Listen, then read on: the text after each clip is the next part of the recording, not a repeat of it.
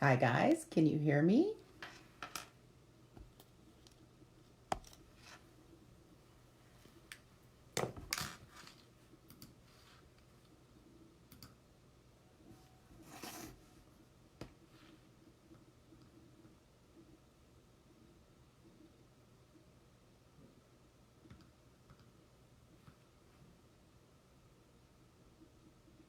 Can you guys give me a comment if you can see this or hear me?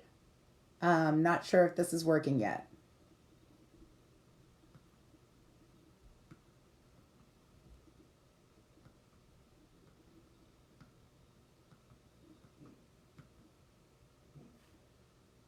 Oh, it looks like it is.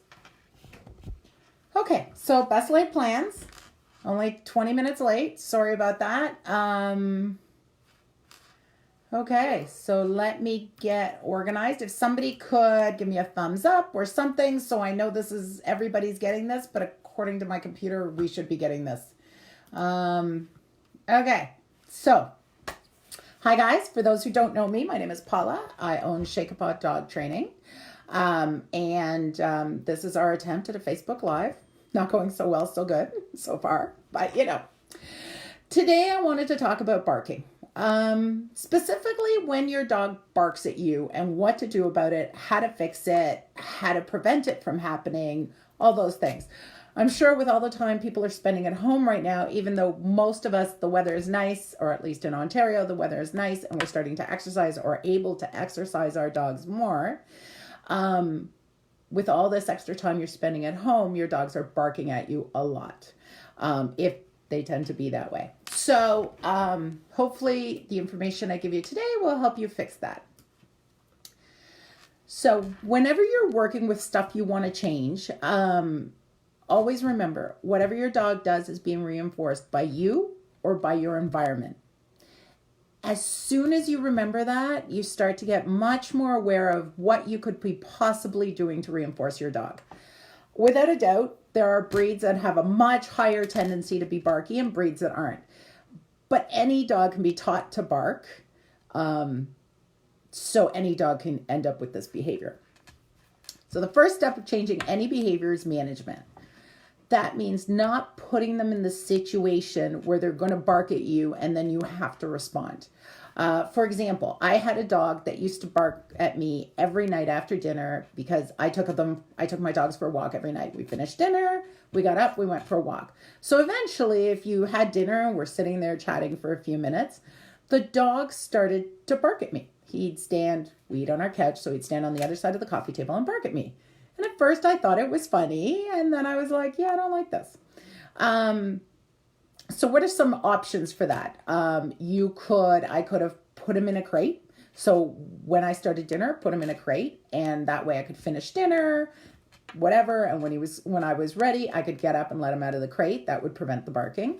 I could give him something to do. So while we ate dinner, I could give him a rawhide, not the white ones, the ones that are body parts, or something he could chew on, a frozen Kong, something he could chew on during dinner. So even when I finished dinner, he was busy and didn't care. Or I could create a behavior of staying on his bed till I told him it was okay to move. And that way he'd be busy again and not barking at me. All these behaviors, all these new behaviors would create something that wouldn't let him bark. So with anything you want to change, you're not trying to teach him not to bark. You're trying to teach him to do something else instead. So some of them, like giving him a Kong, I'm just not giving him the opportunity to bark because he's busy. The other two, being in a crate or staying on the bed, would be training different behaviors. Both of them will work. Once you've done this for a few weeks, it takes a few weeks to change a habit. So once you've done it for a few weeks, you could give him freedom and see what he chooses. Does he go right back to barking at you? Then you do it for another 3 weeks and maybe do it for 2 months this time. Or maybe he goes, what if I go lie down and chew on my toy when you finish dinner? And then you can get up and go for a walk. And now you've started to eliminate the barking behavior. Keep in mind, once a behavior is created, such as barking at you to go for a walk, first learned, best learned. they could always default back to that behavior. The longer you go without him doing it, the more likely he won't do it. Does that all make sense? Send me some questions if you have any questions on anything I say. Okay. So another example of creating a different behavior. I used to have a dog that barked at me when he felt it was dinner time. He'd follow me around and bark at me. Now I feed my dogs in crates. So my dogs know that whenever they want to get fed, if they go sit in a crate, I might feed them. So again, creating a new behavior chain to cause the dog not to bark at me. So all these things are talking about ways to avoid barking instead of rewarding barking. That makes sense. Okay, so some other ideas of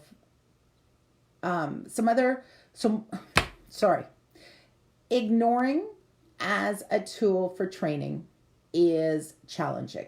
You can ignore the barking, and when I have baby dogs, they're going to try barking at me.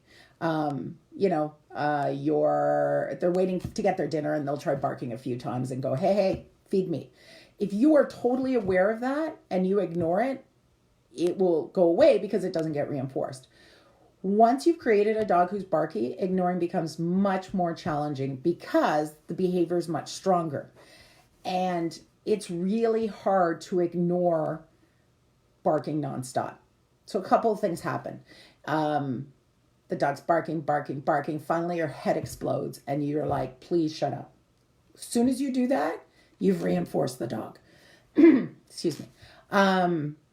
Or the dog escalates. So he's barking at you, nobody's paying attention, and he goes and picks up your boot and starts running around the house. Now you have to pay attention because the behavior's gotten to something you can't ignore, like eating your boot. So be careful of ignoring. If you're going to ignore, you have to be committed to, I am going to ignore you till you shut up. If you can't do that, if you find you always end up breaking down, then you're actually building the barking behavior, and you don't want to do that. You want to make it, because that makes a stronger barking behavior, so he's more likely to keep barking for longer and longer and longer. Okay. Other reasons that I've been asked about barking. So barking to get you up in the morning. Lots of dogs learn you get up at 6 o'clock in the morning every day when you go to work. But on the weekends, you'd like to sleep in. But the dog's like, hello, it's 6 o'clock, please get up. And then they start barking at you. This is what I do at my house.